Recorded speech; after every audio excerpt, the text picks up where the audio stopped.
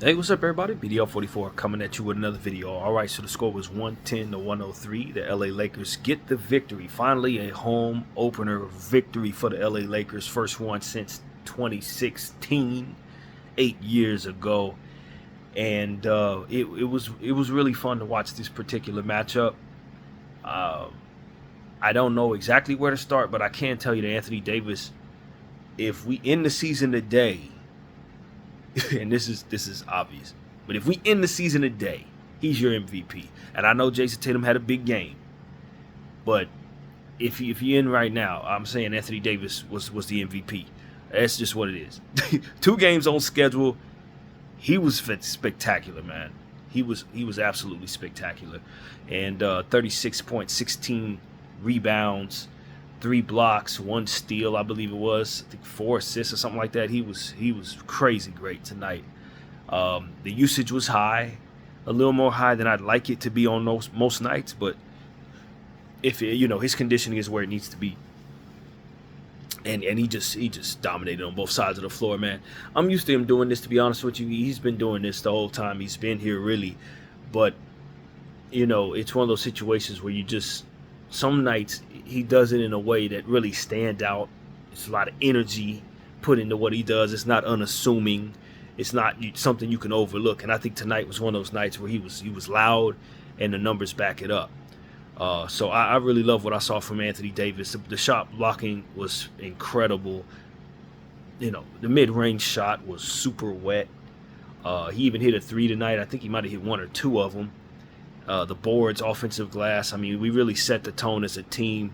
If I'm not mistaken, we had like 15 or 16 offensive rebounds on the night. And that's really where the story is told, man. We just really took care of some very key areas on the basketball floor.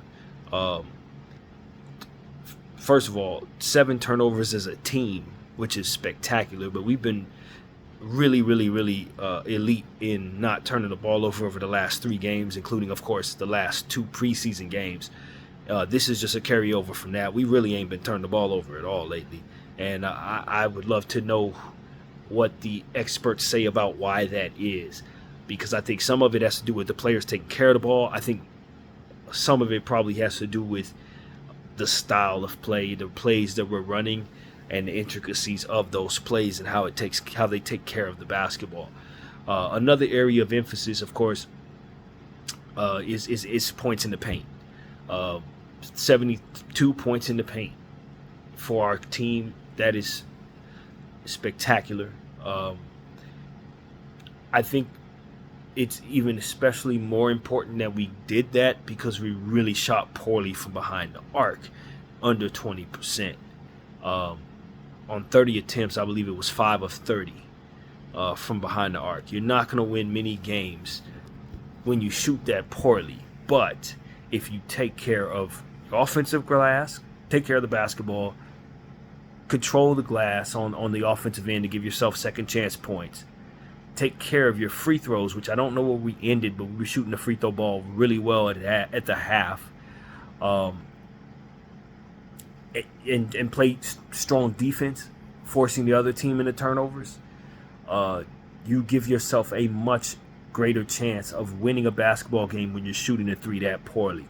So I thought the Lakers took care of some very important basketball traits. And to be honest with you, I don't remember a game since I've been covering this team where we shot that poorly but took care of so many other key winning statistics as a team. I don't remember one.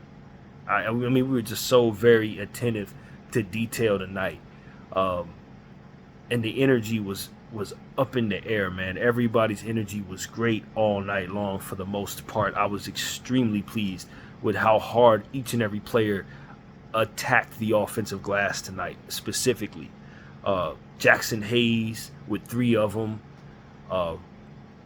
Austin Reeves with 4 of them, several players with 3 and 2, and you just saw guys really, really crashing the glass, especially in that first half. It carried over into the second half, but I think, Minnesota kind of got the memo at halftime and started to really make the adjustment, but we were still able to dominate on that glass even in the second half. And I just thought it was so much good energy out there. Rui Hachimura, 18 points, loud points. Those were some loud 18 points. They had two posters, one on Rudy Gobert, the other on Julius Randle. Some good mid-range shots. Just a fantastic game for Rui Hachimura. You got to give him credit. And then Austin Reeves has already mentioned with the 4 offensive rebounds. I don't remember exactly what his stat line was, but he was killing it on the glass. His energy was good. Getting in the open court for steals, breakaways, layups, and drawing fouls. I just love what I saw from Austin Reeves tonight. I wish I remember what his line said, but he was extremely impactful tonight. Jackson Hayes, 4 out of 5 from the field. As I said, he had 3 offensive rebounds. I think he walked out of there with probably 7 rebounds in total. Just a really impactful night for him as well, where he was needed. Coming off the bench, we understand this year that we probably have one of the most shallow benches we've had in a very long time. And it's so important that Jackson Hayes plays really well, especially while Wood and Vanderbilt and Koloko are out. And I thought he shined tonight. He really did. There were some times out there I was a bit frustrated, but it's not necessarily anything that he did wrong. It's just that you want him to be more of a threat from the mid-range. And certain situations you're like, why don't you just take that shot? He's just not going to take them, and it's probably for the best. So playing within his wheelhouse, I thought he had a fantastic game and really helped our bench a lot tonight overall. D'Angelo Russell, he shot the ball poorly, as he has been throughout the course of the preseason, but I really, really thought his impact was strong, and the plus-minus told the story with a plus 12. I believe it was, and he really had some great passes tonight, man. A dart pass, he got into Rui, throwing it as a no-look. He had a lob to Jackson Hayes on a one-hand slam lob that I just thought was A1. A couple other bounce passes and things like that. I just really thought that even though he only walked away with, I believe, 5 assists, all of them were highlights. Every one of those assists were highlights. And I thought his impact on this game was very much visible for us tonight. You could see where D'Angelo really had an impact, even though the shot wasn't falling. And so it was one play that I remember that he really drove at the rim and laid the ball up fast. I'm like, if D'Lo plays like that with that much speed to his game 100% of the time, he gonna be an all-star. I know he don't have it like that 100% of the time, but you just love seeing him make quick, concise strikes at the rim. That's what I like to see from him a bit more going forward.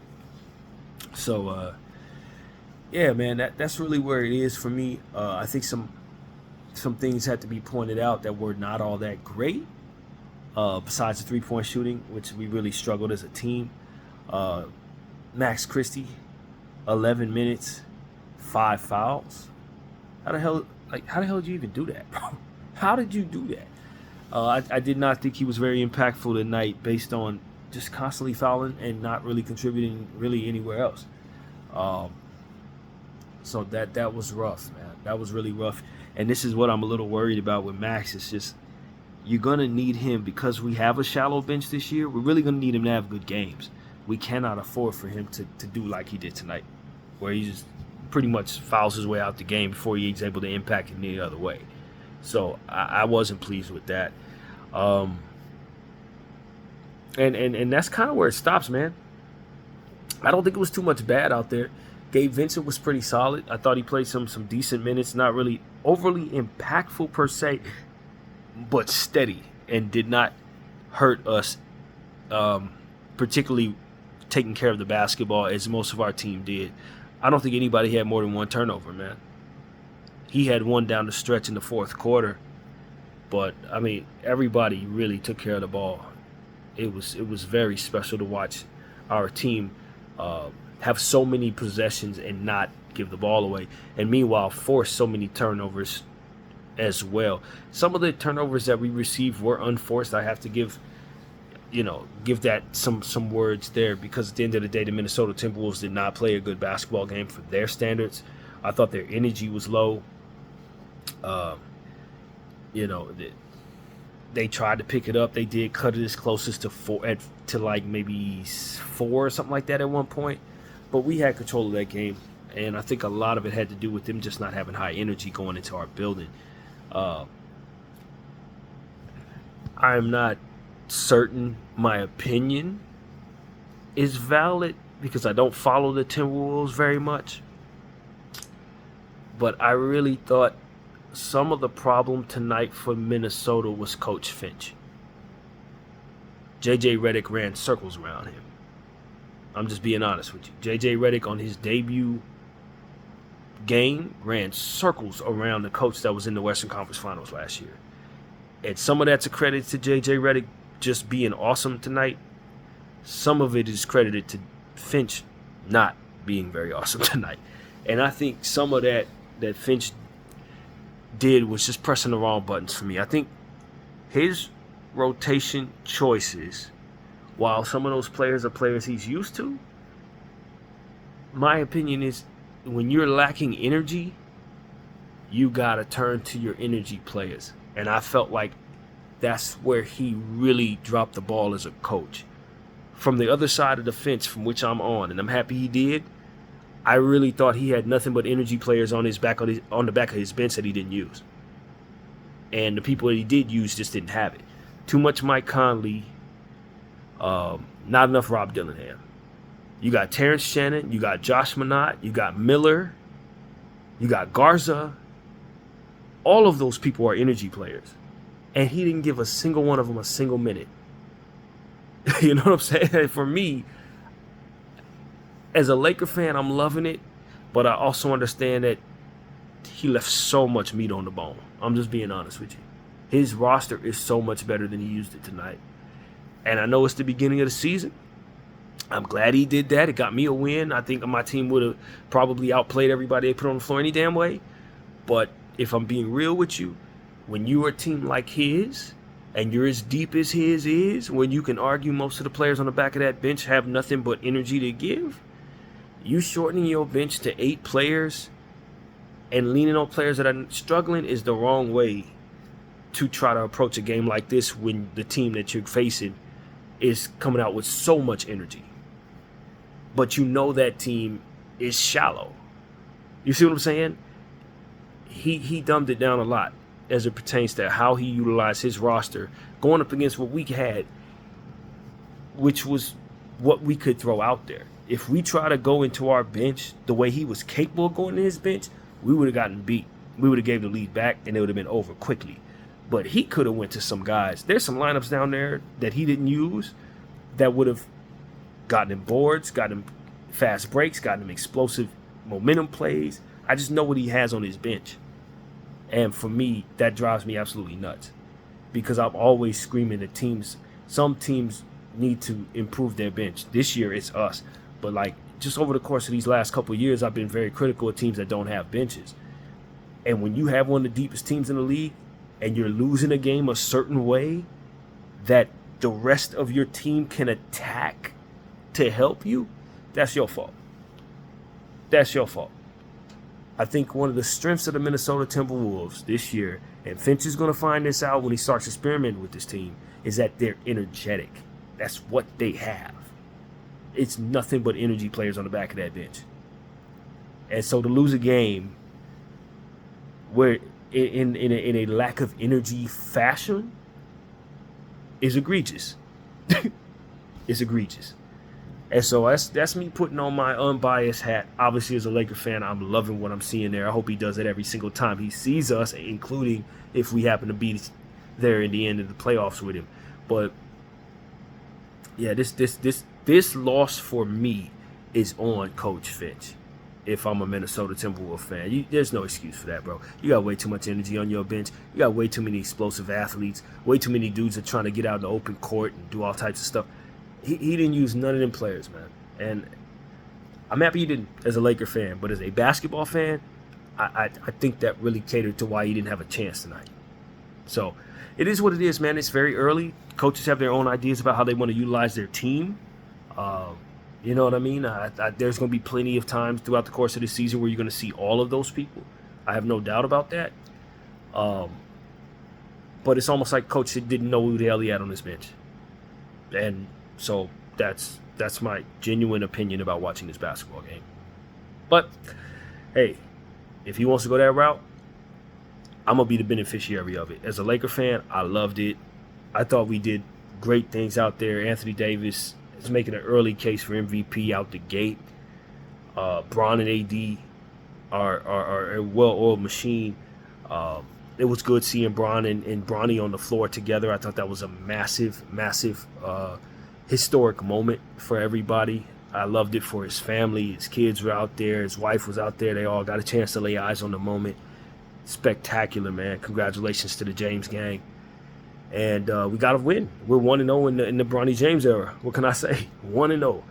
The first game they played together was a victory, and that's exactly how we want it to be. Rob Pelinka, we got work to do.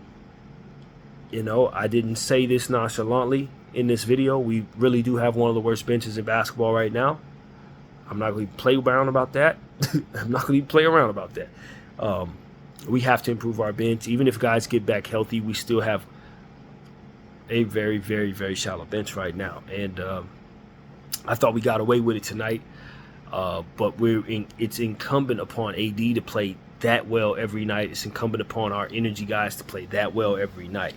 And throughout the course of 82 games, injuries do occur. So development is important of the players that we have. We're just going to have to get lucky and have some guys play outside of their skin throughout the course of the season sometimes for us to win.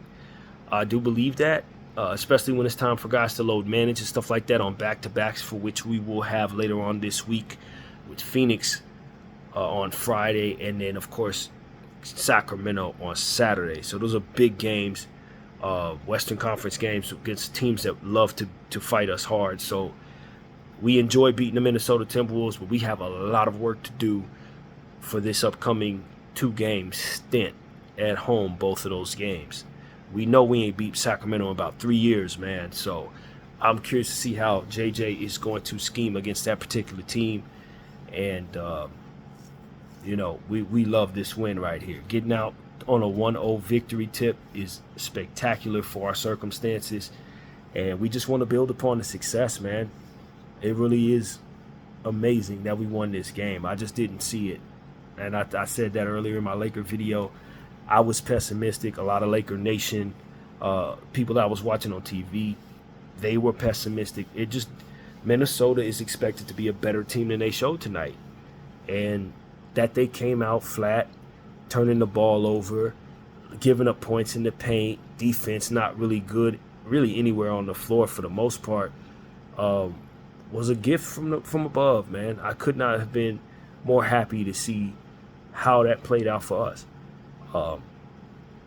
And they shocked some people, man. They shocked some people. The Lakers finally get a home opener victory. It feels great, man. It feels absolutely great. I ain't gonna lie. Dalton Knecht came in for a few minutes, had a good plus minus. I'm sure his usage will go up throughout the course of the season as we go along. I wasn't unhappy with how we played him, and you know, going forward, I just think that, you know, we're gonna need our starters to just continue to bring it on the offensive glass like we did tonight. Energy early, Rui early, AD early, crash the glass, Austin. All of that stuff is a recipe for success. Points in the paint, but do get your threes up. Now, I know we only attempted 33s tonight. I think it's because we started realizing we weren't hitting them, so we scaled back and kind of reverted back to who we are. And I think we won because of it. If we would have kept shooting the 3 ball at the same clip we were in the first half, we probably would have let Minnesota back in the game. So that's the balance I think we're looking for. If it looks like it's falling and the other team is not really super potent offensively, I think we can attack in the paint and find ourselves victorious like we were tonight. If for some reason we're going up against a high-volume 3-point shooting team and we're able to hit those shots, I think clearly you can find yourself feeling good about attempting more than 33s on that particular night. But this is exactly how I want to see the Lakers approach basketball games where they shoot poorly. I don't think I've ever seen a team come out, shoot as poorly as we did but manage it as well as we did tonight, taking care of all the other aspects of basketball that are required for you to win a game when you're shooting poorly. I just thought this was a brilliant performance in that regard. And I got a lot of good things to say about us, man. A lot of good things to say about us out the gate. It's going to be a long season. I haven't changed my mind about certain things that we've talked about, but getting the first victory out the gate feels absolutely amazing as a Laker fan who's been just used to starting the season 0 for something. No matter what it's been 0 for something. And to beat a team that was in the Western Conference Finals last year, I just got to take my hat off, man. Anthony Davis gets game ball. Congratulations to JJ on his first regular season victory out the gate, running circles around coaches. And Bronny James and Bron James, man. What can I say? Father-son duo coming out getting a victory. It's a blessing, man. I can't complain at all. So that's really what I have to say. I don't really have too much to dig into as far as the numbers are concerned. I think Anthony Edwards had like 27 points. He played pretty good. He just didn't have the help. Juju, I don't think, walked away with more than 11 points. I thought his energy was kind of stagnant. I think he's a little unhappy, to be honest with you. I don't think he wants to play for the Minnesota Timberwolves. I'm just being honest with you. So I thought some of the problem was his body language is a little off, but I think here and there his energy was good, but I also thought we did a good job on him. Bron James did a good job on him. Rui Hachimura, I think, was on him a little bit. Don't quote me on that, but I just thought we did a good job on Juju, did a good job on Rudy Gobert. It just really outworked those people, man. We just absolutely and utterly outworked them on our home floor, and we should be proud of this win. We really should be, man. So that's pretty much what I got to say. Hopefully we can shoot better on Friday. I think it may be necessary that we do. 5 for 30 is not going to get it done on most nights, but you take care of the basketball, you force turnovers, and you give yourself second chance points, and you're going to likely win that basketball game. So kudos to the Lakers for doing those things. My name is BDF44. I thank you all for watching. I'm out.